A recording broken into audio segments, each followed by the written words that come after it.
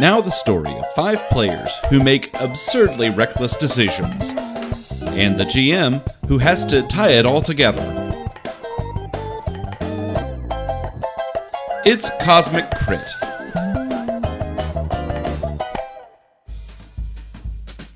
On the last Cosmic Crit. We landed on Bespin. I mean, the floating city of Istamek.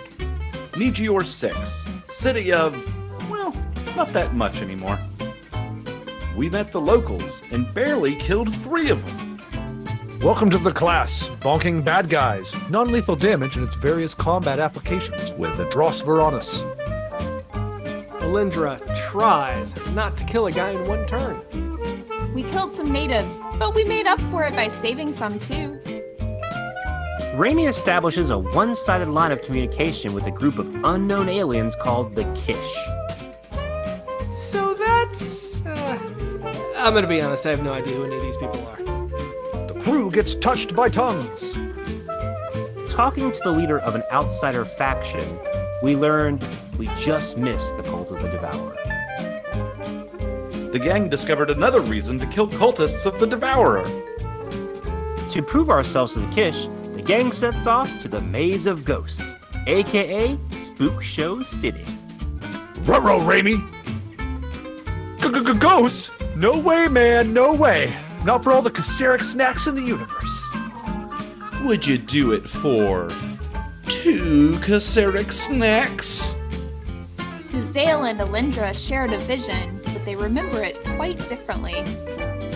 How to make friends and influence people. Starfinder edition.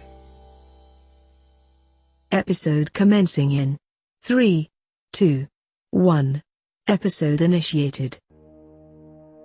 Eyes up, Guardians! We're jumping, gliding, and rocketing through the ruins of a long-gone civilization at its peak and trying to find an ancient alien weapon. Greetings, travelers and Vanguard, and welcome to Cosmic Crit. My name is Patrick, and I'm your GM, your Guardian Master, and this week we're aiming down scopes looking to raid the floating island of Istamek. Joining me in the Crucible for some 6v6 action are my 5 friends and your players, so please join me in welcoming them to the show. First, to my left, a jetpack-wielding hunter with a 6-shooter golden gun full of get 'em. It's Drew playing Nax Sizrak. Firefly quotes. To his left, this exo-stranger doesn't have time to explain why they don't have time to explain. It's Jabert playing Andis 147. The last time I played Destiny was with your wife, and we stayed up till like 4 in the morning.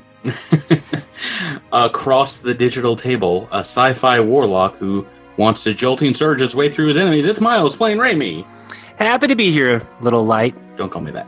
To his left, ready to shoulder charge her opponents with an arcing stellar rush, it's Rebecca playing Alindra Vallis. Hello. And finally, to my right, Gary? Glenn? It's something with a G. Tyler playing Adros Veronis. Notice me, traveler!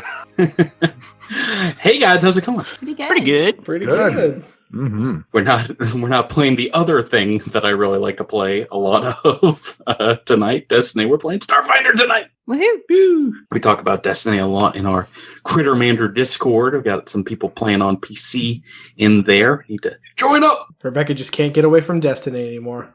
Yeah, time to join the ranks, Rebecca. Nope. Yeah. Sorry. Rebecca, you want to play solitaire with me? Yes. We'll just be on voice chat, and we'll pretend like it's a massively multiplayer online solitaire game. Right. Oh, Pat, I'm copywriting that idea. I can't wait for the solitaire MMO. That's going to be a ton of fun. It's the Called clubs Not versus the Solitaire. diamonds. Called everywhere.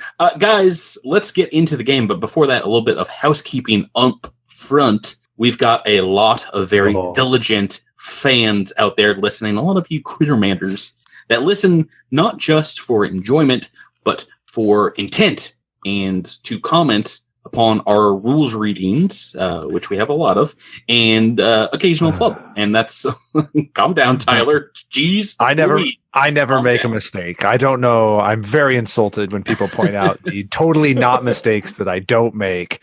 It's insulting. No, it's obviously very nice to have so many people double checking, because sometimes you just make an assumption and you think that, yeah, you can take enhanced resistance as many times as you'd like and it wouldn't break the game. Most feats you can only take once if, unless it says you may take this an additional time, and when you do, X and Y and Z happens. Mm-hmm. Enhanced resistance, it doesn't say that, so you can only take it once, even though there are like 4 or 5 different energy resistances that you could take. But yeah, once we got word from Will, one of our longtime fans, listeners, are very intentful listeners, he brought that to our attention that Edros took enhanced resistance at level 7, but you had already taken it at level 5, so can't take it twice. Yeah. So what did you choose as your replacement, Tyler? I'm going back to a feat that I used to have, which was coordinated shot. We once again have a +1 to all enemies that I am threatening, I believe. Yes. So, a return of a classic that you forgot during your time in the mnemonic editor, right? Yeah, it was something that he knew and that he had used with his training as a soldier. But when he was hit with divine influence, it was something that he was lost in the muck. And but now it's kind of, after that last combat, has kind of seemed to return to him. Yeah. Alrighty, so let's get on with this week's game. What happened last time? Where did we leave off, you guys? We were about to head out to the Maze of Ghosts. Yeah, you got word from the curate Tzael that if you want to talk to the ancestors, there's a couple of holy sites across the city, the ruined city of Istamek. One of these sites, the Maze of Ghosts, is where you're headed now. So we start this week, you all traveling the streets of Istamek. The side of the city where you're walking seems pretty deserted. You hear maybe distant howling from the northeast. And then as you pass by a few side streets, you get this plaintive psychic wailing, like inside your mind, coming from the northwest. Some weird energy in that direction. But your path is mainly uneventful as you walk in the northeasterly direction that Tzael provided you. Alindra, we find you here left thinking about what the exiled Kish curate Tzael said to you, and that she said she had a dream weeks ago with you in it, but described you almost to a T in this vision, save for this version of you had blacked out eyes. Nothing was there. She said that when she had this dream, that in that dreamscape, you pulled her in and whispered in her ear, and she told that to you just a few moments ago. She said, you whispered, I am more real here than you are.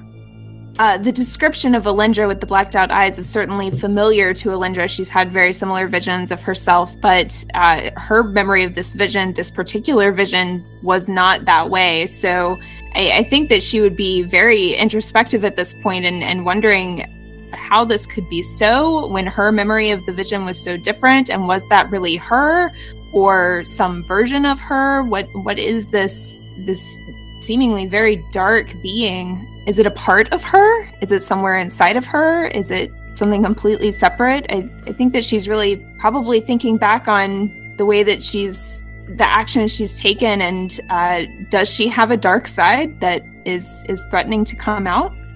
Yeah, Tzael doesn't really have any answers for you, but did describe it as a dark feeling that she got from seeing you. And while you were there in front of her, she didn't feel that at all. She felt, obviously you're who you are. You could kind of feel the goodness, what goodness there is that resides within Alindra. I do think Alindra is thinking back to the Solarian on Absalom Station that she met with a while ago now. I think she would have some questions for her now. Right, so as you're thinking, you all are walking. I imagine you want to try and remain pretty quiet walking these streets. And for the most part, you don't hear too many sounds. But you make it to this location, this ancient Kish structure. You see what looks like, in front of this building, large piles of rubble, creating these uneven patches of difficult terrain. And it seems a path has kind of been cleared out towards what looks like the entrance of a building. So in front of this building, though, it's the front side is chipped and falling apart, and structural support netting and rotted wires are visible underneath. It looks like a few of the nearby structures around it, this area that Tizale called the Maze of Ghosts, those buildings have collapsed, making this debris field, including an overhanging skeletal arch of twisted metal that looks kind of like a rib cage of some long dead beast. So what would you guys like to do? Can I roll a perception check? Yeah, what are you doing? What are you looking for? Just kind of want to peek around. This seems like an old place, but it also seems a little spooky, a little haunted, just to see if there are any traps, if there are any kind of identifying markings or maybe pieces of language that we can see if we can find really anything, any kind of information before we walk into this spook fest. Mm-hmm. So that's a 23 with my Aeon Stone. So you don't really see anything right now. You can kind of see where the entrance to the building is. It's forward about, maybe 20 or 30 feet through the darkness here. But yeah, you have to pass by this trash-strewn, rock-laden debris field that looks like it is like part of a gutted building. You don't see really any markings that people were here, except it does seem like this path was cleared to the building's entrance. It looks like, pieces of the debris were taken out and it was kind of swept in places. So what's your guys' marching order? Dross is taking point. And I'm right behind Adros. Sure. I'll follow behind Alindra. Then Andis. I helped. Excellent. Why doesn't everyone go ahead and make me a perception check now? +2, that's 20. 35. 10. Drew, do you have a bonus besides what's on the... Yeah, because I've got the that. die? I've got that Aeon Stone that adds +2 to perception and sense motive. Nice. You can add that into your character sheet. I just have not. I've forgotten to do that. That's fine. So 35. Excellent. It looks like as you're wandering through the rubble here, nobody notices shadow moving overhead in the superstructure, the skeletal metal archways above you, except for Nak Sizrak, head on a swivel. Nak, you see what looks like a large serpent-like creature with a flat head, at least 10 feet long, thick scales of orange, red, and brown, and a massive maw of shark-like teeth wiggling between the iron beams. And we are in initiative, turn order, with a quick surprise round, which I didn't think we were going to have because I rolled really well on stealth for this creature. But Nak, this was a DC 34 perception check. Nice. That Aeon Stone saved you. You may make Drew a move or a standard action right now. This creature is, it's like right above you, about 10 feet above your heads. What the proc is that thing? Get it! Ooh. And I shoot my laser pistol. It's an 18. 18 against its EAC is going to be a miss. Yeah, you see it bounce right off of its scaly hide. Alrighty. It's going to move down above someone's head on its turn. Oh, it's moving right above a Dross. Right above a Tyler. It's reptile fighting time. Alrighty. First to act in the normal turn order is going to be Raimi Quindar. All right, so I'm going to step to the side so as not to hit anyone and cast Arcing Surge. Ooh. So a massive, hefty lightning bolt arcs from your outstretched palms, and this gives the enemy a reflex save, a chance to save for half. Oh boy, it's got a good reflex. What's the DC we're trying to hit here, Miles? 19. Oh boy, let's see.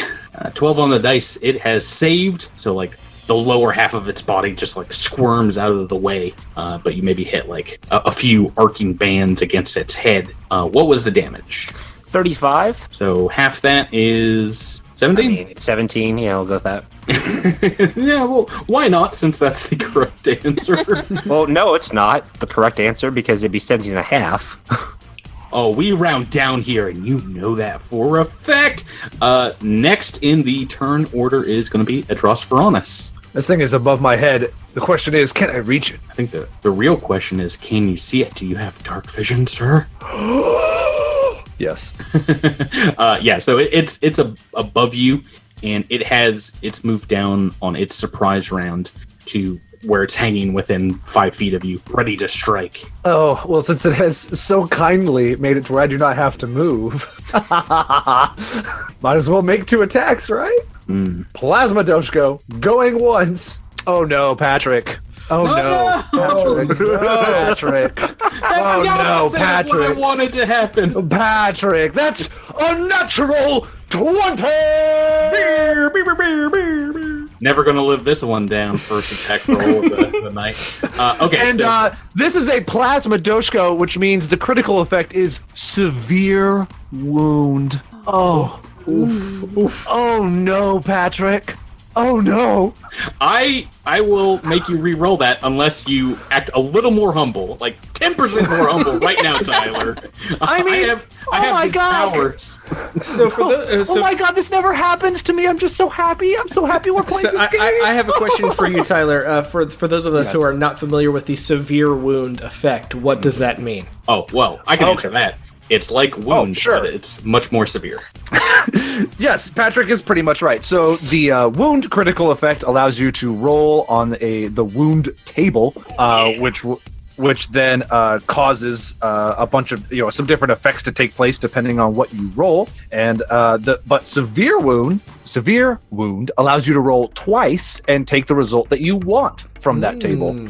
So let's go to the table. 2 and 1. Get a choice. Bleed damage. 1d6 bleed damage. Does this even take bleed damage? Yes. So it is some kind of alien creature. I don't think anyone here could have seen it before. Maybe it's the first time Packed Eyes have laid eyes on this monstrosity. It does when you whip this Plasma Doshko in it. What's the regular damage? It's going to be 33 or I'm sorry, 18 damage, and then 24 damage from the critical hit. Okay, so 44. 44 altogether, so 22 electric and 22 fire. Yeah, so you bring the Doshko down like right where the main body connects to the neck of the bulbous head of this snake-like monster, and it first resists. The scales kind of break and crack before the Doshko just cuts right through. It does a huge amount of damage. It definitely does have some resistance to either the electricity or the fire, something in the plasma weapon, but it's not looking great. In half of a turn, I think you've done over 50 points of damage between you and Raimi. So that's attack number 1, right? Yeah, we've got one more roll. Come on, Plasma. Let's see. 25. Or I'm sorry, not 25. It's going to be 21. That is a hit.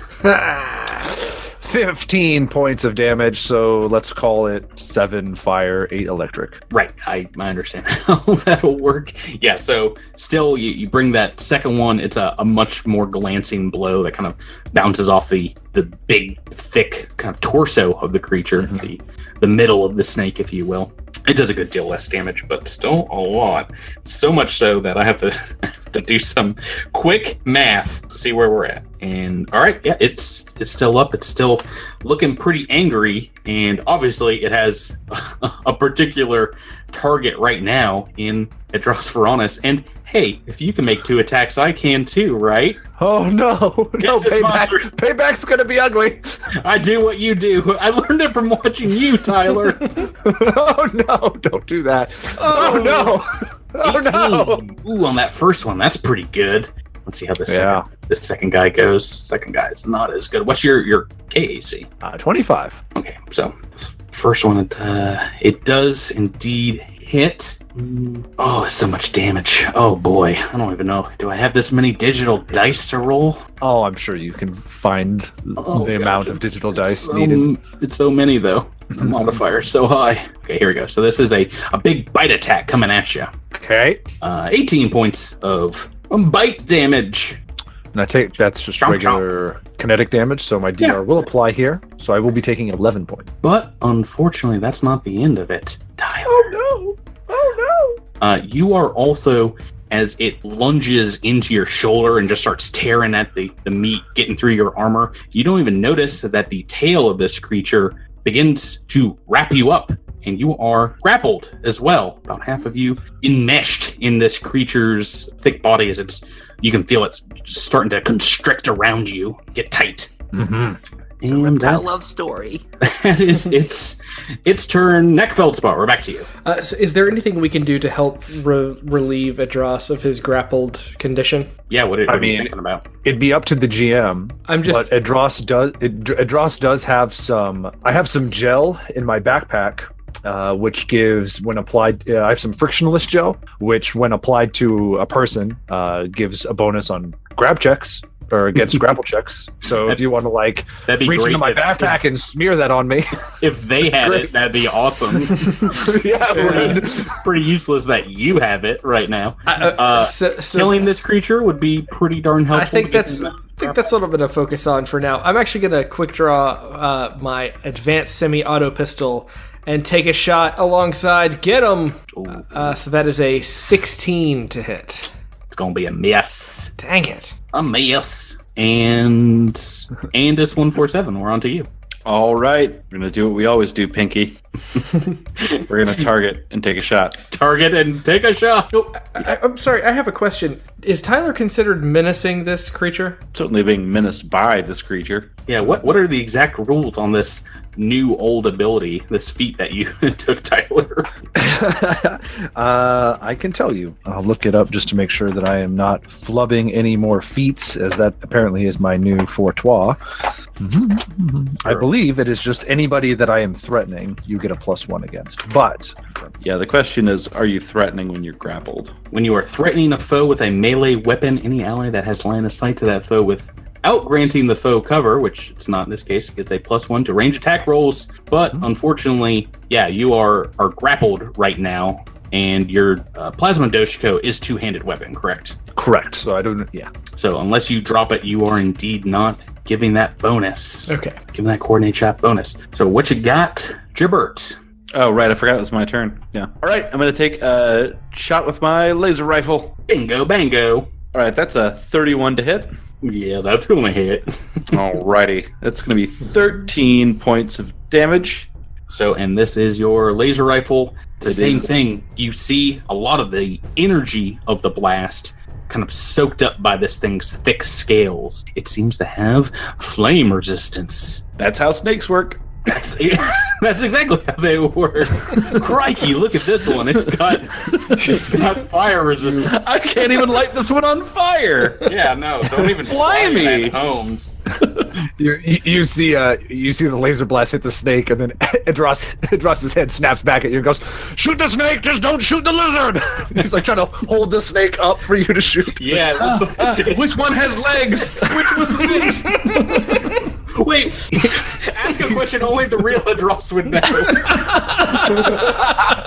We're both, well, and the snake kind of looks reddish too, so he's very concerned at this point. Oh boy. That's some class A Cosmic Crick antics. We don't have time for those tonight because we need to get on. This is still turn one.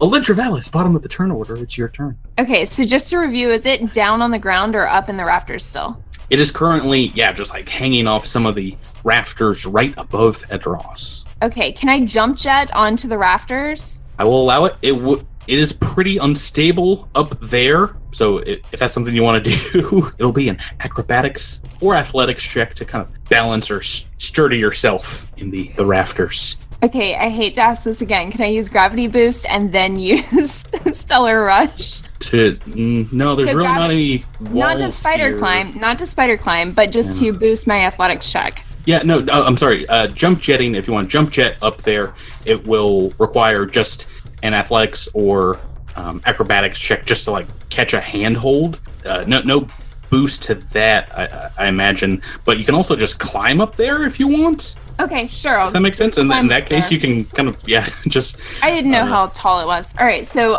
okay, well, I'll just use gravity boost to boost my athletics check, and I think I'll go toward graviton attunement just to give me a double boost. Okay. So that's a 1/3 of my Solarian level times 2. It's going to be a DC 15 to kind of kip yourself up into the rafters to get even with this thing. Okay, so that's a 21 plus some Looks like you've made it. All right. Gravity boost, unnecessary. All right, and then I'm going to use Stellar Rush. So I'm on the rafters, right? So I can use Stellar Rush to run at this thing? No, you don't really have room for that. You have to have 10 feet of movement space, right? Oh, yeah, I figured the rafters went all the way across. Do they not? No, and it's not really like a area you can move up on. It's just like the gutted metal like railings of a building. Okay, gotcha. All right, but you can attack up here. Yeah, I'll attack then. All right. Oh, Oh, man, that's a critical fail. Oh, no. I'm glad it was 10 minutes of conversation to get to this one. No, I'm happy. I need something to balance out that critical hit with severe wounds. Jeez Louise. I was worried this was going to be a one-turn combat. Let's get to our website, cosmiccrit.com, and our critical failure deck, which we haven't seen in a little while, right? Yeah, it's been a bit. Oh, that's too bad. We need like a musical stinger for this, like a sports tonight. Critical fail deck is brought to you by Black Milk. It's the best. Please don't hit Nick. Please don't hit Nick. Please don't hit Nick. This is not a bad one, and this is submitted by Delibird. It's called Whoopsie, so that can't be bad, right? Whoopsie.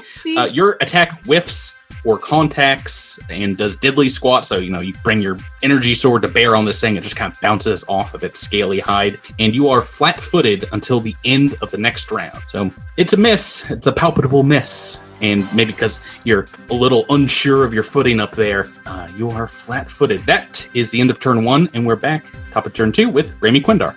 All right. I'm gonna shoot at this thing with my X-Gen gun. Ooh, heavy weapons time. 21. 21, and this is KAC. Get him? 23 with get him. 23. With the 23. That is a hit. Yes. Woohoo! Oh, 19 man. points of damage. Oh, geez. So, yeah, you just open up full auto mag bullets just tearing into this thing.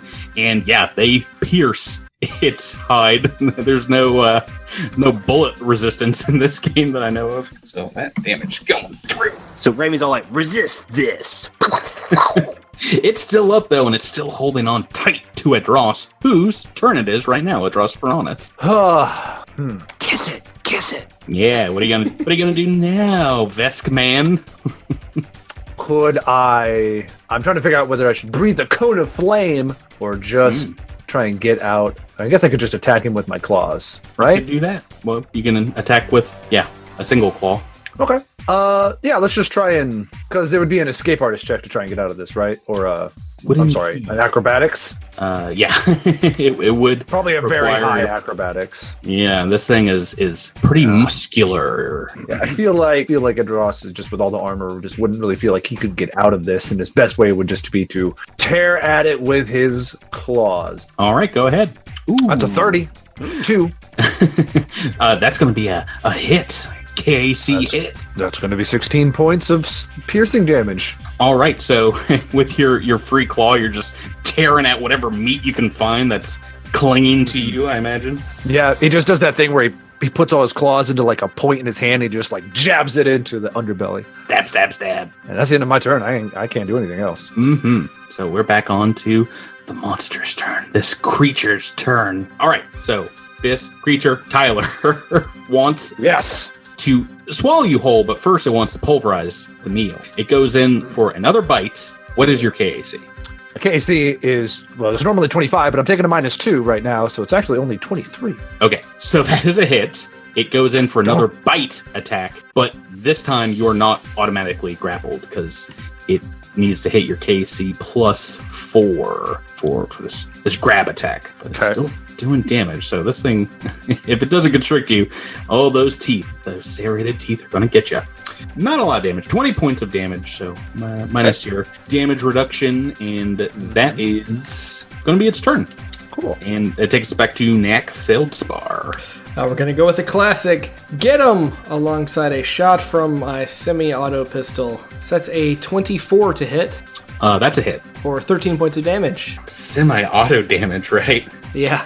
All right, it's still up, but it's so close to being. It wants to die. It wants to give up the ghost, but you couldn't pull it off this turn. Maybe Andis can. Andis, it is your turn. All right. This time I'm taking 2 shots with yield laser rifle. Here we go. Oh boy, 2 shots, Andis. Oh, That's you what call they me old 2-shot McGillicuddy. And we did agree that Edris is now threatening. Right, so he dropped his Doshko, so he's got, these wicked claws ready to strike at this thing.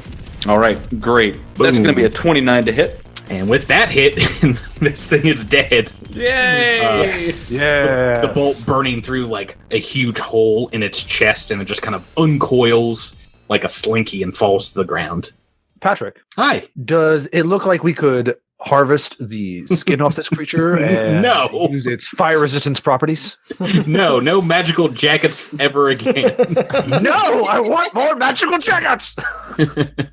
Yeah, it looks like it's pretty gross looking meat. And like I said, it's not a creature that you've seen ever before. It definitely might be maybe local to the area. I don't know if it have existed on this gas giant, but I'm gonna snap a quick picture of it and then ask our local friends about it later. okay. All right, so we're at a combat, and you guys can move up through the rubble into this next area. And as you're walking through, you get to the front of this destroyed building, and it's really dark here, but it opens up in about 30 feet, and you find this mostly intact chamber, which is up here, to the north where you guys are going. And you see, I'll tell you what you see. Why doesn't everybody give me a perception check? It's my best skill. It's a 29 for Knack. 25 for Remy. Natural 1 for Tyler. Tyler, that is your best skill, isn't it? It's my best skill. Right, so you see here on the western wall is a small enclosed area with a large open window of thick glass, and to the north is a very thick, translucent kind of shutter that looks like a portal, a doorway. It has a very natural look to it with veins of a crystalline material kind of woven throughout, so it's semi-translucent. The walls here are adorned with very finely crafted murals, both with paints and charcoal. The murals depict Kish figures hundreds of feet high, standing above depictions of the city buildings, and they're pointing these figures and gesturing across the rooftops in various directions. There's a great deal of reverence that you feel here in these depictions of the Kish. They're very ornately drawn, as is the depiction of the buildings, which are much smaller, and below them there are even smaller humanoids praising and worshiping these larger-than-life figures. Raimi, this all looks very religious. Anything you know about this? You're the religious person now. I know Sarenrae. I don't know really anything else. And to be honest, I'm not very good at that yet either. So, Raimi, what you Can see I cast is... culture, I guess? Cast culture? Or can I roll for culture?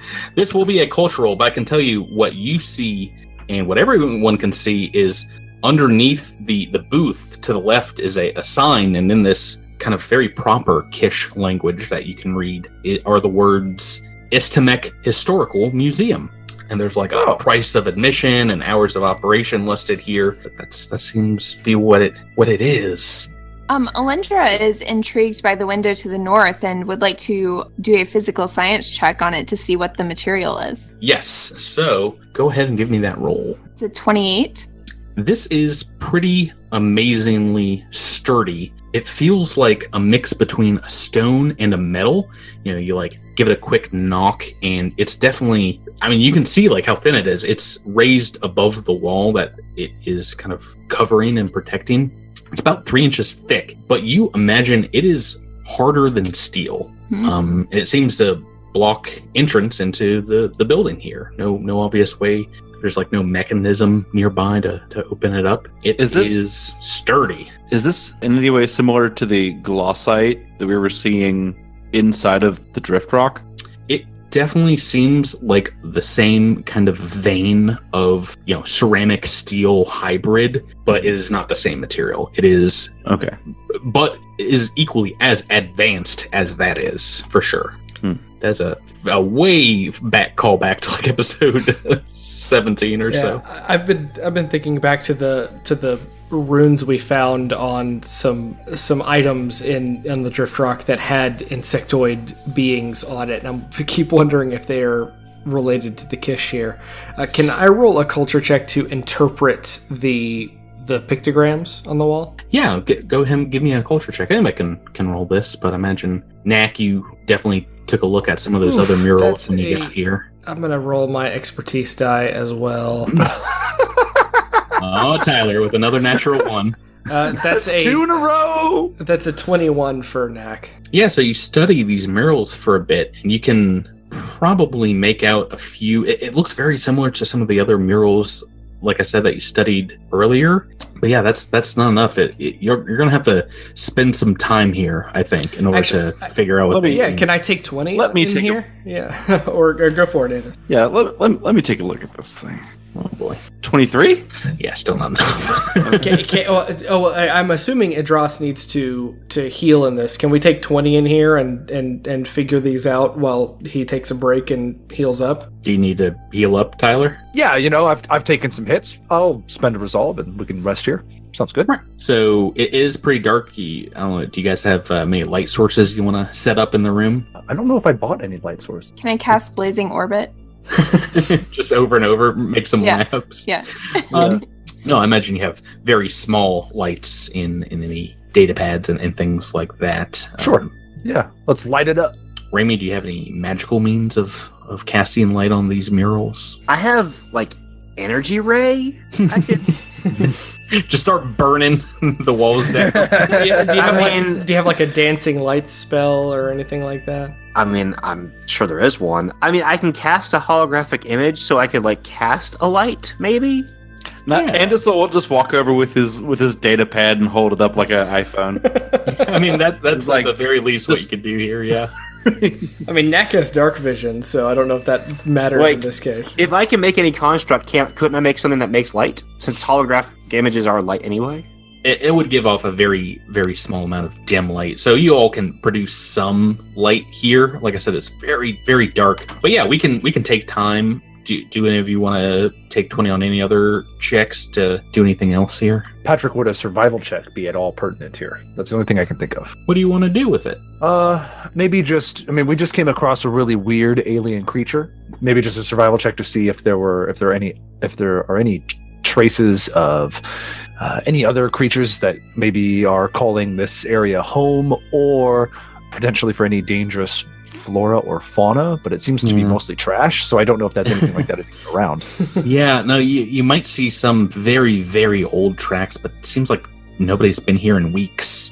With our culture check, after taking a good half hour or so, Drew, to take a look at all these murals, you surmise that the large Kish in these paintings, the so-called ancestors that Tazale spoke about, are these towering figures above the buildings. And the smaller figures are depictions of the Kish that you've seen, the ones that are living here now, and the ones that probably made these drawings. But with that culture check, getting above DC 25, you also notice as well, all the ancestors are pointing to a single area of the wall near the booth, kind of like in a hidden corner. And as you look it over, you see it's caked in paint and black soot, like it's been painted over many times. And underneath that, you notice it is a small panel layered beneath this mural, and opening it up, you find a large central switch. It looks like it might be some kind of power supply. So we've got a switch, guys. I'm kind of itching to flip it. What do you guys think? Itching to switching. Flip that sucker on.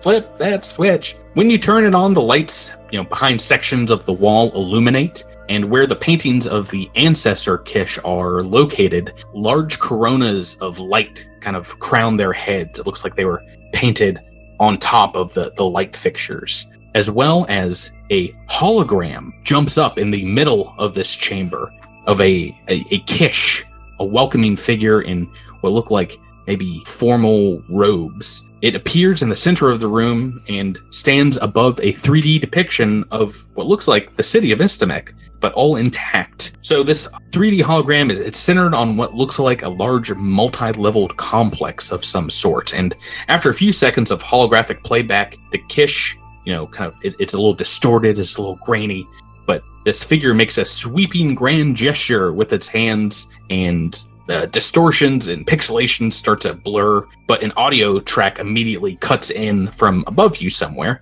and suddenly it's just mid-song, this like melody that, it's very welcoming, very jovial, and the Kish says, "Welcome to Istamek, shining city of progress, comes to witness living history." The music plays on and increases in volumes and then kind of drones out for a bit. And then suddenly the hologram flips around and now you're looking at its backside like it's pointing the other direction. And it says, "Don't hesitate to ask questions.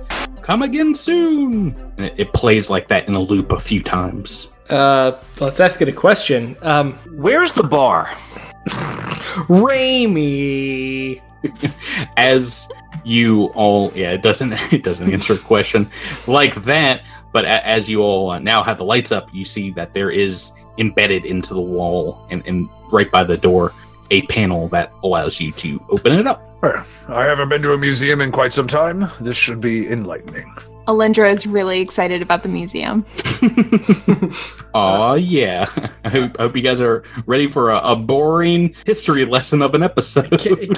Can Knack Book learning. Can Knack ask a question of the party before we venture further? Mm-hmm. If anybody finds any books in the Kish language, Knack wants them because he wants to spend some time just to see if he can do any figuring out of the language for the fact that we're going to lose this tongues spell in a couple of hours, and it's going to be the only hope we have of continuing further. Less than that, but yeah, pretty shortly. I think it'll only last for an hour and a half, maybe a little bit more than that.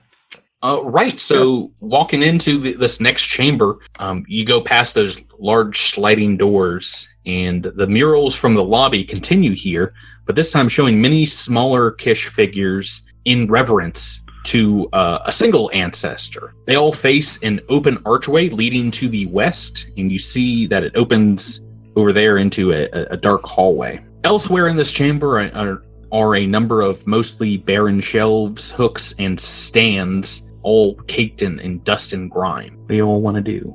Are there any plaques to read to explain what I'm looking at in the museum? Not here. Yeah, you're not too certain what this room was or is to the Kish. What's down this dark hallway? You all continuing on? Can I roll a perception check just to see if there's anything that stands out in this room? Yeah, go ahead. Say 28. So on one of the shelves, you find what looks like some kind of technological device with a simple thumbed button on it. I pick it up, and if it's a technological device, can I ask Andis? I found something that looks computery. Would you mind taking a look at this? Patrick, is this computery? It's not really a computer, but maybe with an engineering engineering check. But you can also figure out what it is by pressing the button. Press that button.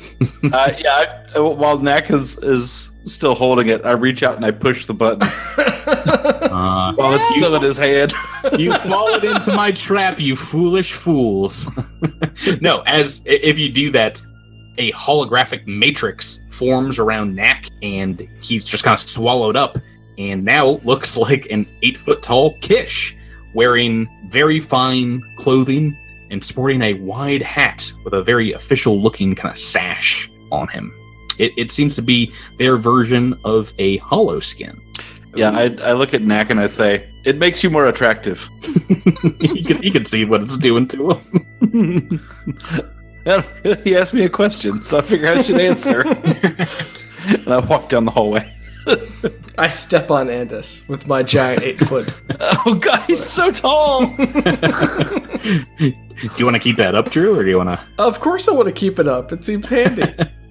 Okay. It's weird having to kind of look up. I know your eyes aren't up there, but this is very uncomfortable. You're just staring into the crotch of the creature. Said it was 8 feet tall, right? Yeah, the Kish. Right. And Kish are Knack is like pretty 4 tall. feet tall. Yeah. Oh, I see what you're saying. Yeah, that's actually pretty Andrew, funny. my eyes are down here.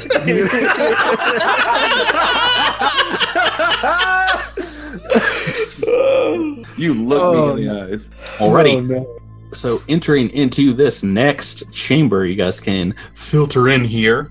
As you step through this hallway, it is pitch black at first, but as you step in, something kind of reacts to you, and animated holographic projections begin to light up along the walls here. You can see they're kind of spaced every 15 feet or so. Yeah, so it looks at first in the middle of the room like you're walking through extremely complicated blueprints. And then you move on, and one of them shows the construction of this massive city in the clouds and begins to take shape around this, what looks like a circular core. And then, turns into what you saw when you flew in, which is kind of the shape of Istamek. There are Kish that appear in another display holding 3D maps atop a metallic open-air cloud barge floating above the city. And the image changes, and all of a sudden these Kish on top of the airship are life-size, and they're standing like right next to you. One of them walks forward and presses a button, and with that there's all around you an explosion of construction and buildings being built, like a story a second. So you see this sped up kind of the creation of the city of Istamek. So for that first hologram where it was showing the floating city initially, can we tell how it is floating? What the means by which they made a floating city were? No, it definitely looks like a spherical object at its core, but I mean, it's as alien to you as you showing up here would be to these creatures. But there are several stations, each showing different facets of the city's construction, most of it above the surface level of it. But you see laborers using these gravity-defying devices to lift massive metallic beams, and tradesmen coating the walls of buildings with what looks like a flashlight that is applying this painted superstructure. And in front of each of these stations appears a digital touchscreen that lights up with buttons that lists subjects ranging from dates to names of various Kish. Push the button. Tyler, are you indeed pushing the buttons? Is Dross pushing the buttons? Yeah, Dross is like, ooh, buttons. Let's make sure. Foolish fool, you've fallen into my trap once again. Let's make sure to record all this stuff too, because I feel like it's going to come back later, and I'd like to have a record. Yeah, I feel like we should try and find, I don't know, the big computer thingy that runs all the other tiny ones and download all the data so we can take it back to the Pact. You all could have invited Rob on this journey with you. I gave him to you, but wait, that was an option? Yeah. I would have said yes to that in a second. I got the sense he wasn't welcome in this party. I told him I loved how he cameraed me. He always got my best side, and he made me famous from the original adventure. So when Edros goes and obviously presses like every button in this room, it actually causes the holograms to freeze up and then, like reverse a little bit and distort. They kind of like, some of them go sepia tone, and the looping music here kind of begins to also whine out into beyond audible ranges, into like a high-pitched yelp, and then just cuts out. Why doesn't everyone make me a perception check? This went from informative to kind of creepy, scary. I think you broke it. I didn't mean to. It's a 27 for Knack. Yeah, no, got a lot of high ones here, but yeah, just Raimi, I think you're the only one that might get a sense of this. It just, something doesn't seem right once the button is pressed. Something seems off in this room, and like all the Kish eyes seem to be following you, like a painting from an episode of Scooby-Doo. So something seems off aside from the vest pushing all the buttons. Yeah, no, that seems pretty normal to you, actually. Yeah, I was gonna say this reminds me a lot of the of like a ride at Disney World, and I was thinking Spaceship Earth, but now I'm thinking the Haunted Mansion. Yeah. Grim I was Gringos thinking come Hall out of to Presidents for a socialize. minute, actually. Can we get out of this hallway? I don't like it anymore. Ruh-roh, Raimi. Well, it does continue on and turns into another section, another area about 30 feet away. Continuing on through the museum, the Istamek Historical Museum. This next room, it seems the themes of the holographic displays change to large factories and manufacturing plants. In one, a large airship with ramjets collect the heavier clouds that you saw below the city.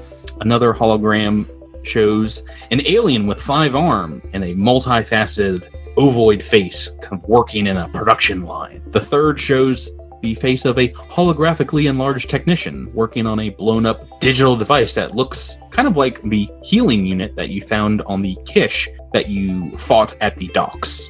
Does the 5-armed alien look like a species familiar to any of us? Give me a culture check, Knack. It looks like somebody glued an arm onto a Kazathan. so that's a 30 on the die. I'm gonna go ahead and roll this too, just to be on the safe side. That's a 37. 37. Yeah, it doesn't look super familiar. Yeah, it's definitely not a Kish. You can tell that, but it's not something you've seen before. I can tell you 100%. Do any of these match the markings we have found on any of the 2 Kish factions that we have come across so far on the city of Istamek? The factions? No, none of the real symbols that you've seen. You've mainly seen Talavet on Tazale's people, and some other kind of symbols on the warrior's armor that you fought. Nothing here that jumps out. Are there more buttons? Yep. There are more buttons here, and the other side shows holograms of businesses throughout Istamek. What looks like trade deals being brokered and importing and exporting on the landing pads that you came in on. And as you press the button, it draws a narrator comes overhead, and one of these holograms steps forward, and in a very high version of the Kish language that you have heard speaking only the one time. It sounds a lot more proper than, maybe what Tazale or the others were speaking. This hologram says, "Our commerce and manufacturing center is the star of the Kishali Empire, and as such is the marvel of the known universe. We here on Istamek support the war effort, new colonies, and the expanding fleet of vessels exploring the stars around us. Istamek is on the cutting edge of this new technology, and we're here to stay." Cuts off. Didn't Bethesda just announce this game this week? I wonder how they obviously were very advanced, and I mean, you just said star travel. How did a civilization go from star travel to archaic arms and battle axes? What happened? Probably the war he was talking about. And they mentioned an empire, the Kishili? Is that the phrase that I heard? Kishali. Kishali Yes. Empire, implying much more than just this one city. Mm-hmm. But even in the Veskarium, war always drove our technology forward. Never were we blasted back into an archaic time. You just didn't have the right war. You might be very correct. Let's keep going. This is getting even creepier. Yeah, Edris, the Veskarium was never blown back into a Stone Age, but I imagine some of your opponents were. No, we were actually very much proud ourselves on treating cultures kindly and advancing them in all the best ways. Of course, the only culture that we never really were able to help out were the Skittermander culture. Oh, I'm sorry I said anything. Let me tell you about the Skittermanders for the next hour. 6 arms, furry. They're weird. So do you guys want to continue on past what looks like the commerce section of the museum into it bends around, and another 30 feet you're in what looks like a different hallway. Yeah, Only one way to go. Let's go. Yep. Is there only one way to go? It's a big snake that you're walking through. Oh, you fought a snake, and this building is like a snake. Oh, I just got. I can see why they call this the Maze of Ghosts. The holograms, if you're a pre-industrial society or I guess post-industrial society, we're finding out.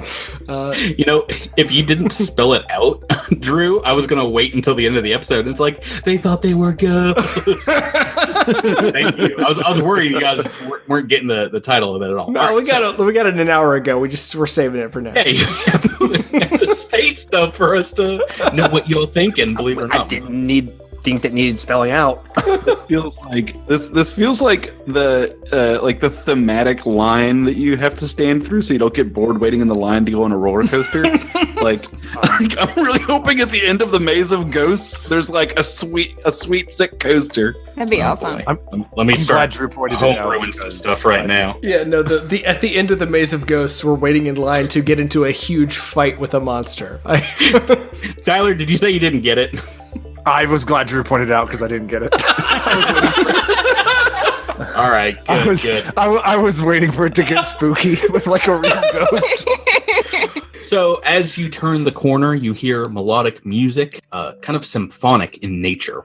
It's a number of instruments that harmonize, and the displays here show artistic creators and performers. One hologram displays a trio of dancing figures doing a very delicate ballet in a zero-G environment, skillfully bouncing off the walls of a crystal geodesic sphere. Another shows an art gallery of murals and metallic sculptures, and there are dozens of Kish in fine clothing. There are a number of panels in front of these displays as well. I imagine that you do not resist the urge to go and touch every one of them.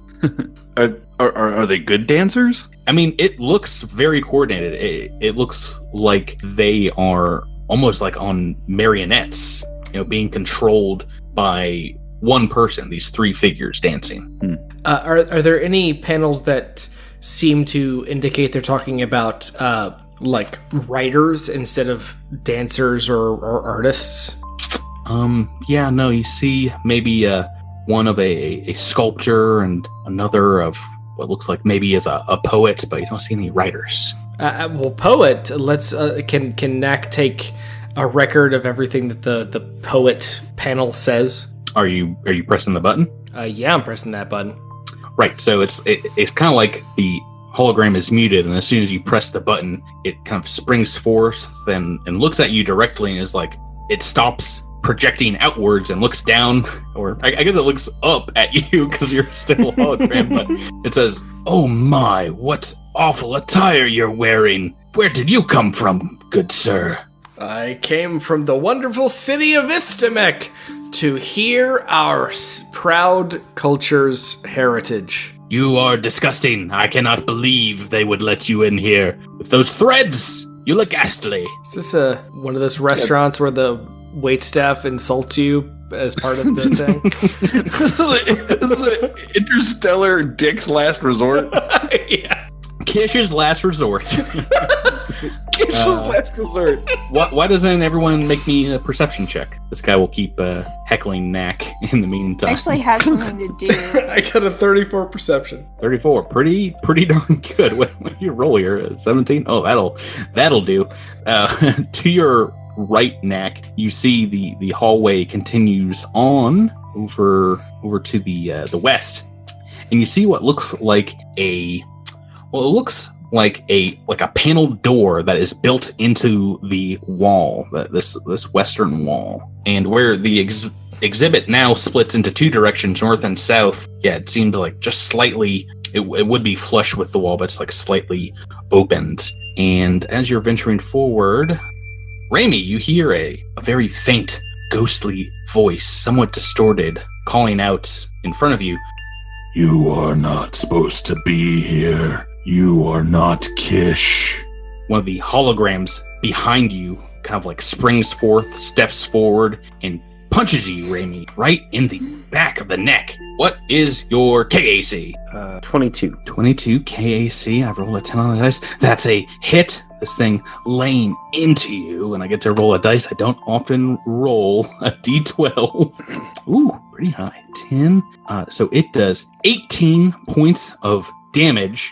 Wham! And it looks like a hologram.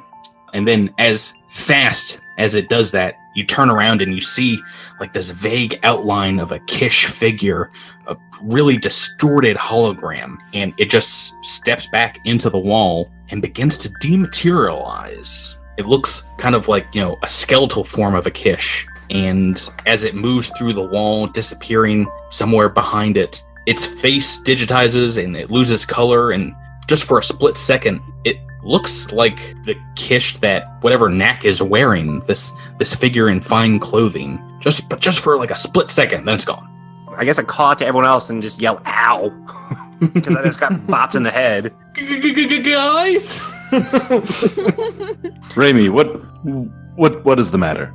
So I explain the hologram just appeared and nailed me in the back of the head. And I look behind Raimi and I see the hologram like still making fun of Knack, and I'm just like, I don't think that's what happened. No.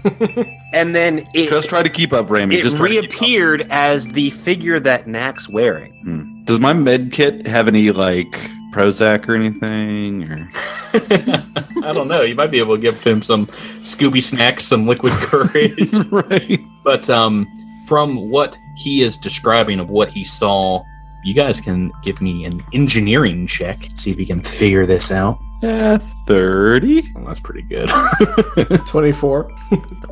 Right. So Andis taking into stock what Raimi said, and Raimi, from what you know of what this thing just did, you think that maybe this was some kind of hologram like the other ones here, but this one was able to manifest itself, solidify into hard light. And yeah, if that was its voice that you heard, then it maybe has some kind of, intelligence, some kind of mind itself.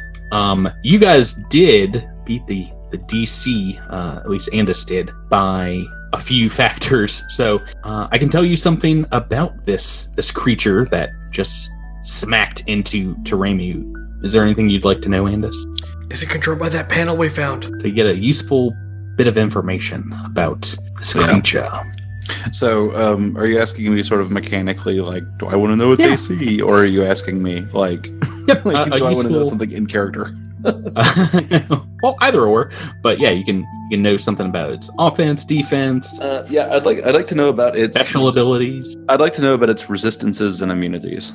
Right. So, if this is indeed a hologram, this is a construct. So it has all construct immunities. Mm-hmm. That's okay. Oh, was there something else you wanted to know? Oh no, I mean, it's hard light, so like things can hit it just like normal. Oh, right. So about that, holograms also, for a fact, are incorporeal, like a ghost. Like a ghost would be, yeah. Is incorporeal. Right. Oh, that's all the information you're getting. Right. I guess I'll go look up what incorporeal is. Oh, we've had it before here on the podcast, fighting the Drift Dead. The Drift Dead. Yeah, it was 6 months ago. But only 20-ish episodes. So, do you guys want to continue on? Yeah. So, Knack, you found what looks like a secret door, a secret panel. Yeah, I want to investigate this panel. Let me first describe, as you walk into this hall, you see it does continue to the north and south. Right next, so you go forward to look at this door, and you all see to the north what looks like a very dim lit shrine of some kind. There are more murals and paintings there, and it looks like the holographic displays have maybe been turned off or damaged in some way. And to the south, it looks like a small alcove with some technical equipment, some large, what look like maybe computers of some sort. Knack, do you want to open this door? Yes, let's open that door. Right, so peeking inside, it opens up into a very small space. It's less than 5 feet wide, and the corridor goes on, this dark, completely unlit corridor. Yeah, like 30 feet to the north, 30 feet to the south. It looks like maybe like a technical space, like behind the exhibits. Does it then like turn, or is it just 30 feet, 30 feet? Nope. It looks like it continues on, maybe around the exterior of the building. Yeah, we just can't see it without venturing down. Andis, you're my computer and engineering guy. What do you say we take a look and see if we can get the Space Mountain with the lights on scenario with this? Yes, I will. Space Mountain, yes. I have hiked this mountain because we're in space. So let's describe what you're wanting to do in non-Disney terms, because that's getting confusing. So Knack thinks he has found the behind the scenes like back mechanics of the amusement park ride that could give us access to more stuff, both to the north and the south, so that we could go behind, avoid any holograms that might pop us in the back of the head and scold us, to maybe get some more information, or to at least either shut these holograms off or to turn these holograms friendly so that we can explore freely in this space. Right, so this actually just kind of looks like a like a maintenance hallway that you're in. Not as tall ceiling turns into the superstructure of the building neck, but you don't see anything really besides maybe a few bare wires and pipes back here. But Andis, where you're standing here in the south, it does look like these computers, these bulky towers, are maybe the source of all the holograms throughout the building. And it seems to be, at fault. It seems to be malfunctioning. You hear what could be some kind of physical data form skipping inside of it, and it tries to make a few holograms like in this room that you're in, and they all just like, they're flashes, they sputter, and then they burn out completely. Well, I wonder if I could repair this, or taking a look at it, just off the top of your head, it would take some time. It would probably take like an hour. Can it be accessed in the meantime? So it's more of an engineering problem than it is a computer problem. I see. I'll tell you that, because it seems like mechanical bits inside, and if you pop it open, like there's crystals. It looks like a crystal-based technology for the holographic projection system, and they're all out of whack. If I continue to journey south in this access corridor, can I get access to anything else that we can't see from the main room? Are you moving on in that small crawl space by yourself? Stupidly, yes, I am. Yeah, so it turns about 30 feet down to the south, and you see another, it's like 25 feet of area, and then it turns again. Following it. Let's do this. So it opens up into a small area here, going back north, and filled with 12 akatas. You can hear Knack like crawling through the walls behind you, and you actually come. Looks like a table and a locker. Let's check back in with Alindra and Raimi. You're going north? Yeah, Alindra feels very compelled by this shrine. I mean, of course, the guys are distracted by computers and engineering. She doesn't care much about that. But she's intrigued by this shrine. And she stands in front of this. I assume I'm standing in the right place. Sure. But she stands in front of this shrine and enters a moment of meditation. Right. So as you walk into this area, the holographic displays do light up here, and they kind of surround the shrine. It looks like the shrine is in a dark corner. There's a few unlit sconces by it, but the light from the holograms kind of illuminates this section, and you see contain murals of the Kish ancestors, and they're standing kind of at the same level as these holograms. And you see at their feet at this shrine small dolls made of wire and cloth that look like the small Kish, and there are dozens of them here. It looks like maybe they're laid to rest here. And among these dolls, you see a triangular pad that looks like some kind of technological device, but it's just kind of like shunted off to the side. Can I make an engineering check to kind of figure it out? Yeah, that or computers, whatever you'd like to do. Computers. 24. 24, wow. So yeah, this definitely seems to be some kind of ancient form of Kish technology. Looks like to you some kind of, modern data storage device. Ooh. Yeah. Can I so I guess I have like a little mini computer on me. Can I kind of jack into that and try to see what's on the storage device, or at least copy the data? That might take some time as well. If that's what you want to work on, you can. Can we identify the owner? Yeah, probably. But like I said, it'll take a while to figure out how it works. So Andis, as you're looking at this thing, this projector keeps trying to make holographic displays, and one pops up behind you. It seems to be one of the central ones in the entire building. This final holographic display, it's a large podium upon a dais, and around it stands a number of fancifully dressed Kish. Some are signing documents, others looking at digital data pads, and behind them are waving, fluttering these very colorful banners with alien symbols upon them. Behind the podium is a tall official looking Kish giving a impassioned speech, and it looks just like the form that Knack has taken. This tall Kish, the wide hat. Why don't you and Edros, who are hanging out here, give me a perception check? My best skill. 13. 23. So it's a while working on this machine, and you turn around. You notice that everyone else, all the holograms are still moving. The music is kind of starting and stopping, but the mayor, who's standing on this podium, this central figure, he's stopped moving and is staring directly at you. Then you hear his voice, clear as day, say, Welcome to Istamek. I invite you to visit our local museums and theaters. And I also invite you to die a horrible death. We're in initiative turn order, everybody. Roll me initiative. Oh no! I don't want to die a terrible death. I'm fine with it. Ow. Already at the start of this combat, this very fancifully dressed Kish hologram looking down on Andis 147 is gonna make a surprise attack, taking a giant hard light fist and ramming it into the back of your skull. Wham! 14 on the dice. That is going to be a hit. Throwing out this D12. When do I get to use D12? Purple pills.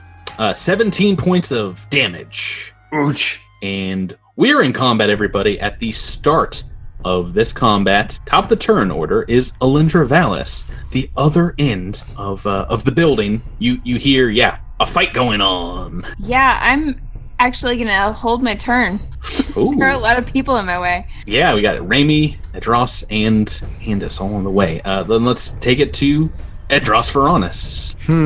Yeah, you're about 15 feet away from this thing, and you see it beating on Andis 147. Can I move right next to it at the end of this hallway? You can. It will provoke an attack of opportunity. That is fine. It slams into you. Wham! Oh, maybe it doesn't slam into you. I rolled a 4. That is a miss. It tries to throw a leg out and catch you, but it does not. What do you want to do? Patrick, this is a very tight hallway. Can I manage to move next to this thing? Since it whiffed its attack, I'm going to go ahead and try and bring the plasma doshko down on it and see what happens, since Edros has no idea what this thing is. Oh boy. Oh, that's a terrible roll. 18 on the die. Or 18 altogether. Yeah, it's a miss. It's a single miss. Yeah, I thought so. Olinger, do you want to go yet? Yeah, I'm gonna move forward I'm gonna jump jet over Raimi 30 feet. Just because I can, right? I guess. Is that a high ceiling? I don't think they're that high, but... So I'm gonna go over to the side here. I'm going to use my sonic pistol. You can just politely also step around him. I mean, I could, but that's not nearly as fun. Right? Yeah, but she's Jerkalinder now. Well, I will just warn you that they jump jets have expenditures, so there's only a certain number before they have to be recharged. Okay, fine. I'll just walk. I'll count them. Don't make me count them. Okay, so I tried to use my sonic pistol. That was a 16 to attack. Against EAC is a miss. 2 misses. Knack Feldspar inside the walls. You hear the sounds of battle. Only about 10 feet away, but there's a wall between you. Yeah, so I'm in the walls in a little cubby, and do I see anything in this cubby that will mean anything to this fight? What you do see is what looks like an alien gun just kind of propped against this locker. I'm gonna take that gun. Yeah, it looks like it shoots some kind of pellets, maybe? Like it's some kind of alien shotgun. Yeah, I'll take that. All right. And so that's like a move action, and you get a standard action as well if you want. Can I use the standard action as a move action? What do you want to do? I get out of this cubby so I can join the fight. yeah, you can take your movements, and that brings us to Raimi Quindar. Well, got lots of people in my way, so can't use Arcing Surge. I will go for a simple magic missile. Oldie but a goldie. Classes. So that's 13 points of damage. Alrighty, yeah, you see these things bang into this hollow. And that brings us to Andis 147. Andis is going to unconventionally track this thing directly up next against it and point the laser rifle straight up into its big old gob and take a shot at point blank range. Ooh, boy. Here we go. It used its reaction attack, so no attack coming your way. Ooh, that's a lot of damage. That's going to be a 27. All right, so it is a hit. The shot goes through its body. You see it digitize and like a giant hole in the hologram open up and then just closes back around it, distorts, kind of remolds itself. Half damage. All right.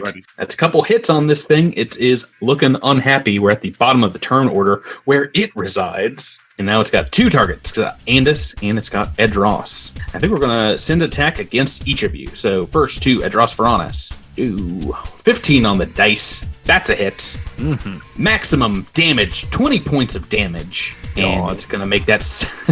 Please don't yawn at my damage dice. Second attack is also going against Edros Varanus because he was flippant against me. 16 on the dice. That's also a hit.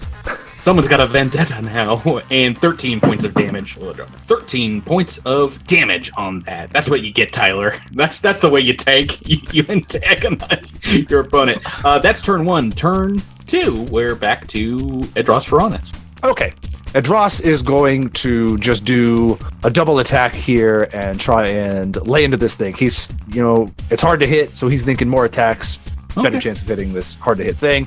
First attack, Plasma Doshko, go! That's going to be a 22? Against its EAC, that's a hit. All right, 21 points of damage. All right, so half that. Got it. Next attack. Second attack, go! Ooh, that's a miss. That's a straight miss. Picking them up, and we're going to Alindra Valis next. All right, can I squeeze by Andis or no? You can. Okay. It's So just then I'm about 10 feet wide, this hallway. If you are moving to the opposite side of Edros, though, we are in a new round and will provoke an attack of opportunity. That's fine. I can take it. Oh boy, how dare you guys. Give me more rolls. Yes! Oh. 19 on the dice. A hit. Not a 20 yet. Oh, minimum damage. 9 points of damage. All right. Okay, so you're on the opposite side. You're flanking with Edros. You're like standing on top of the computer that Andis is trying to correct. What would you like to do? I am going to use my solar weapon. That's a 24 to hit. That is a hit. Okay, so as we have figured out in the past, your solar weapon is a slashing weapon. Is that correct? Yes. So it's regular damage, but we found out that adding in the crystal, whether it be the lesser gluon that you got in book 2, I think, or right now you're using a fire Solarian crystal. Yeah, it's photon crystal minor. Those turn your solar weapon, basically makes it so it does magic damage, which means that your attacks affect this creature. Awesome. Take not great for me. All right, so since I'm graviton attuned, that's going to do 21 damage. Oh boy, jeez Louise. Okay, so it's still half. It counts like an energy or a magical weapon, so half damage. But all right, that amount goes through. You cut into the hologram and knock out like 20,000 pixels that fall to the ground. And next, Knack Feldspar in the walls.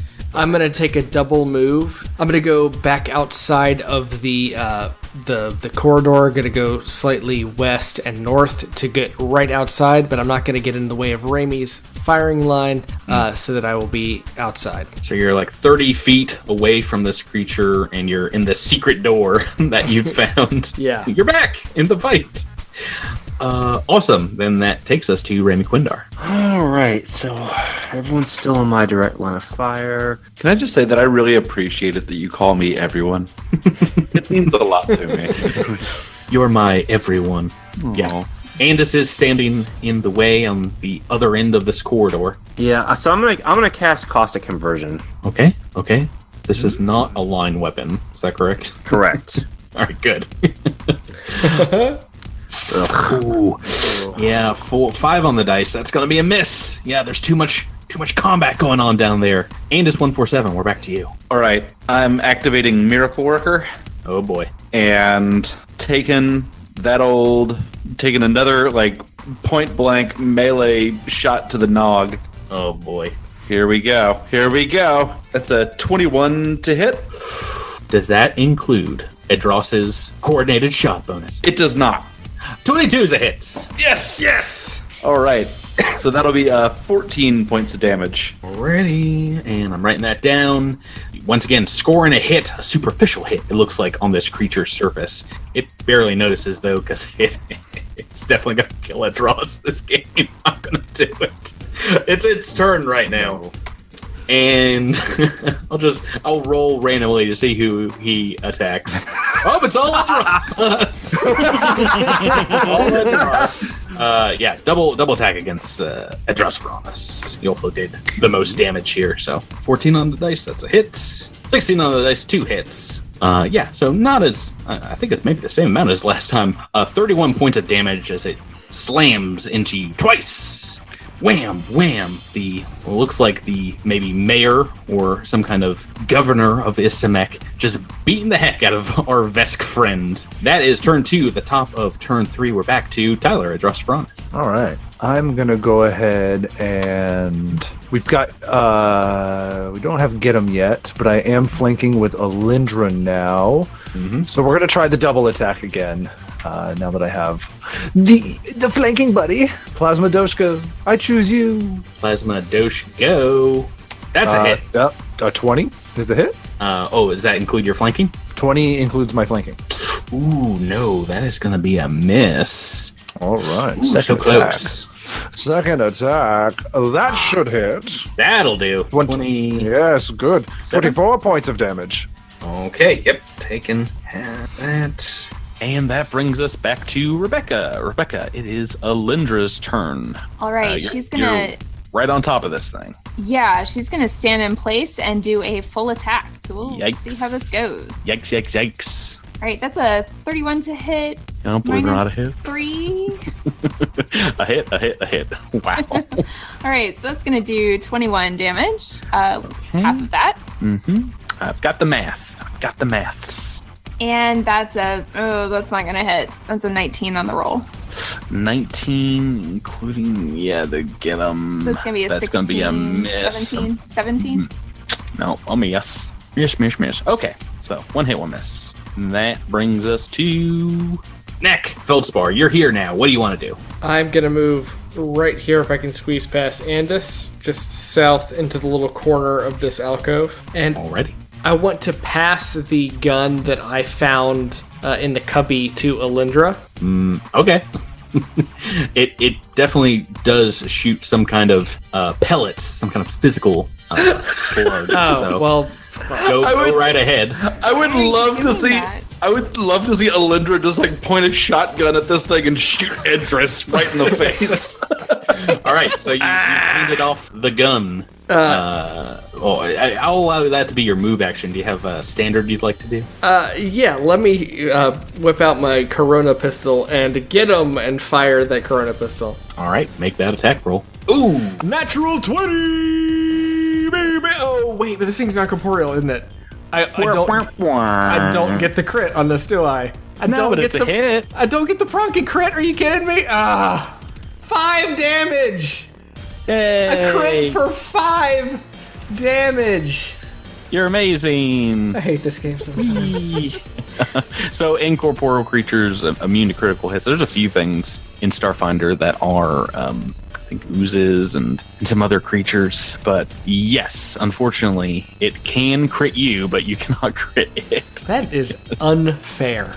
This Well, game is welcome to the future. This the game is Starfinder unfair, and I'm turning off the podcast. Was there anything else you needed to do? No. Get him. Yeah, obviously get them.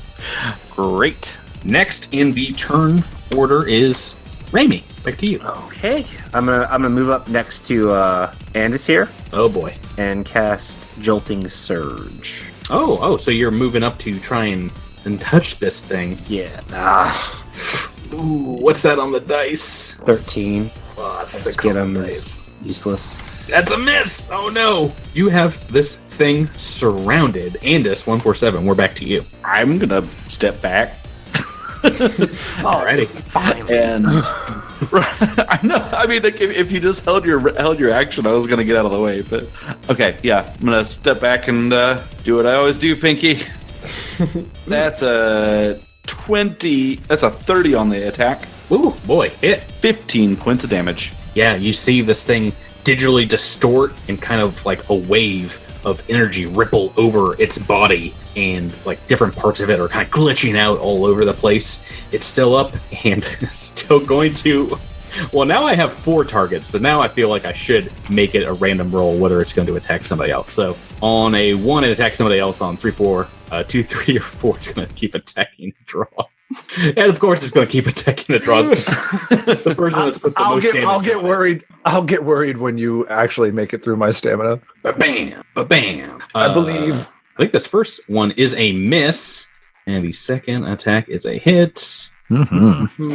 Spicy. Or we'll call it 14 points of damage. Nice. And back at the top, Tyler, we're on to you. We have get him on this bad boy, Yeah, we do. and I'm flanking. Yeah, we So are. that means it's full attack time with no minuses here. Ooh. So hopefully we get some good rolls, baby. Let's go. First attack. Let me see him. 22. 22 against its EAC's a hit. Yeah. That's 17 points of damaggio. Got it. Go ahead. Second attack. Second attack, just a big old uppercut swing. He's going for the grandstands, or the space version of grandstands. Oh, he misses! Misses the grandstand. No, not the grandstand. Whips the grandstand. Alindra Valis, we're back to you.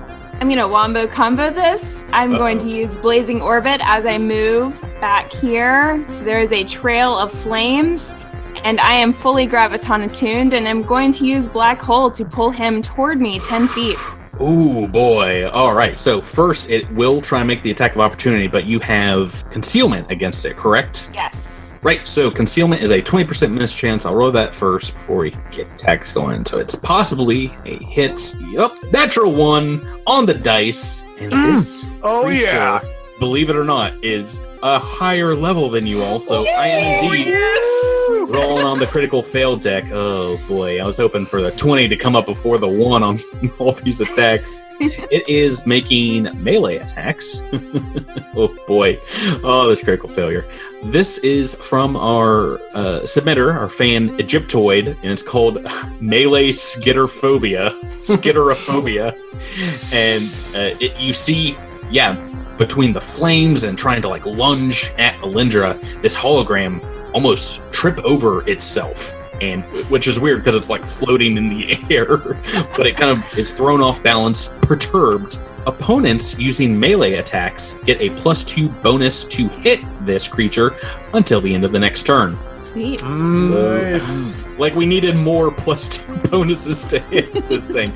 So, Alindra, you've moved back. You've drawn a line of flame. Oh, you're doing Black Hole, so... Yeah, Black Hole just pulls him toward me, and that lands him straight in the fire. I'm pretty sure you have a save to give me. What's the save? Yes, and it's a Fortitude save. Otherwise, they are pulled 10 feet toward me, or 15 technically, but... Oh, is it? What happens if it succeeds? Anything? I think if it succeeds, it does not get pulled. Okay, so this is a pretty important one. Or Yeah. you drag it through the fire. Got a pretty good fort on this one, in so much as it has next to nothing in fortitude. It's a hologram. So Awesome. let's see this roll. Yep, that's a failure. Yes! Oh, nice. Wait, so I have a question. Because it's getting pulled up, does it provoke an attack of opportunity for me and Knack? Well, if you had a melee weapon, perhaps, but I believe I have with a melee this one, spell. it's a great. It does not. Melee It does not provoke attacks of opportunity from anybody. Oh, as it says in the Black Hole description, this does not provoke, as it's then moving and not you. That'd be way too amazing. But it's taken damage from a couple of squares of fire. Now, what's that, Rebecca? All right, so it's 2d6 per square, I believe. Is that how it works? Jeez. Is it? You tell me. I think so. You're the Solarian here. I mean, yeah, each square that it goes through is 2d6 fire damage. So All right. the first one is going to be 9 damage, Correct. and the second one is 8. All right, so doing a lot of damage there with just it being burnt up. You see once again its feet being roasted by your semi-magical fires and the hologram distorting there. Oh, Nice. boy. And we're on to Knack Feldspar. Yes, so, what do I want to do? I'm going to go ahead and Corona Laser Pistol. Get him! Ooh, a lot of shaking of these That is dice. a 31 to hit Oh, that's a hit. for 7 damage. 7. All right, and next in the turn order, Raimi Quindar. All right. Because he's right in front of me, I'm gonna cast Arcing Surge. Okay, so you do have a direct line, and this thing has used its attack of opportunity, so you're just in this very narrow corridor, blasting a lightning bolt through its chest. So, that's a lot of damage on those dice. Get a reflex save for this creature. Also, doesn't have a great reflex. But I've made it. With a 16 on the dice, so half damage, it looks like, which means... So, it'd be 10 points of damage if it's half. Yeah, 40 turns into 10. Still a lot of damage. That's one of the best attack rolls so far here. And it's 147. You see a lot of crazy stuff going on at the opposite end of this room. Yep. Well, 5 feet in front of me, but... All right. Well, since Alindra's been tanking all these attacks of opportunity, I'm going to take a 5-foot step right adjacent to Alindra, and I'm sticking that laser rifle right up against its chest. It's been doing me good so far. Like, how can you miss, right? How indeed, Patrick? How indeed?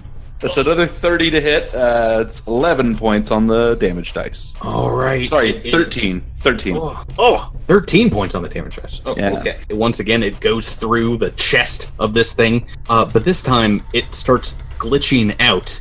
You see its kind of skin boil in a pixelation, and it explodes into 1,000,000 little pieces of light that float around the room, and it is... Hooray! Yeah, it's very gone. It had exactly 3 hit points left. I did it! Yay! Oh boy. Andis, if you get back working on this computer, you can now tell after fighting this thing that this is kind of its home base. This isn't where this projection is made from, but now that it's destroyed, you hear it like whirring up, and you see crystals aligning themselves inside this thing, like it's trying to reform this very image. It looks like it'll take a while, but it almost is working like a phylactery for a wight or some kind of undead creature from Pathfinder. Oh no! I'm taking those crystals and putting them in my pocket. Turning these into credits later. Those crystals, yeah, they begin to like reform themselves. It looks like it will take a long time for it to happen, but if you want to try and shut down this holographic device from reforming this, very faulty, obviously, there's something wrong with this holographic image that it could try and kill you. It'll be an engineering check to shut this machine down or correct it in such a way that it doesn't reform this living hologram. It is a pretty high one, so if you guys want to help out, you can. And can I get a couple aids on this? I will help out. Yeah, I can help you out, Andis. You just sit tight. Yeah, well, I'll just let Raimi hop in on this one. No, everybody can aid. It's just a DC 10 to aid. You can do it untrained. So whereas Raimi might be giving actual like advice on what to do, Edros, you're in there. You're wiping the sweat from the brow. Yeah, I'm the nurse. It's like I need a squeegee. All right, it looks like Tyler. Do you want to roll? Oh no, Tyler. I don't squeegee very well. I'm so sorry. You're getting sweat all over the motherboard. Get out of here. All right, I'm leaving. I'm sorry. I just wanted to help this one time. So, Knack and Raimi have aided. Why don't you go ahead and give me a engineering check? All right. I'm just doing a little pre-roll stretch. Shaking them out. Here we go. Oh, Jesus. Oh my gosh, it's disgusting. 43 on the check, baby. Yeah, maybe I overestimated the DC of the check. This was DC 30. So you passed. Yeah, it sounds like it is, at the end of an hour, a lot of hard work put into this machine. It sounds like it's about to reboot. And as it does, a holographic figure appears once again This time, much clearer, very fewer distortions. It's of this same figure that just tried to attack you. But this time, it puts out its hand in greeting and says, Hello, I'm the mayor of Istamek. Good to meet you all. Welcome. And just looks at this thing with like synthetic blood running out of their nose. It's just like, so nice to meet you again. Oh, and one more thing. to be continued. He got us. He did it again. Didn't know where it was gonna end, but that sounded like the time to wrap up this episode. You fixed the faulty hologram in the maze of ghosts. So that would have reformed this creature within an hour, full health, to attack you again.